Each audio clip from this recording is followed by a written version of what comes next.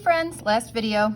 The answer you should have got to the long answer practice number 1 was 116. So again, using sort of the order of operations, you're going to do B cross C first. So when I did B cross C, I used the Marlin-May triangle, and this is what I got for each of the individual 6 pieces.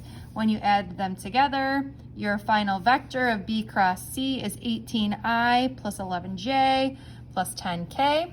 Then you have to dot that with vector A. And when you dot these two vectors together, obviously there's no K component for this one, so this one goes away, and you get 116. All right, for this guy here are the answers. The maximum height was 22.34. The maximum distance in the X direction, I got 52.64 meters. The time of flight, I got 2.8 seconds, and the velocity when it hits the ground is 28.3 meters per second. Hopefully you got all of that information correct and you can stop watching from here, but if not, the first thing that I did here was after I wrote down my givens, I calculated the height.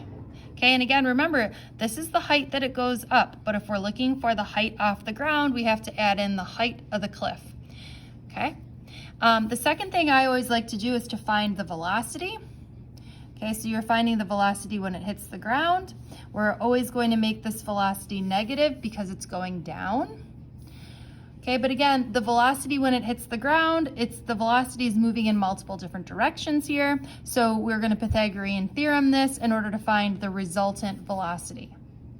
Okay, we're going to use this negative velocity and the information on the y side in order to solve for the time. So the time you should get is 2.8 seconds. Once you have that time, we're going to cross that time over to the x side, use the only equation that we can use in the x direction, and solve for the distance. I feel like we've done this type of problem a lot, so hopefully that one was easy peasy lemon squeezy. Bye, friends.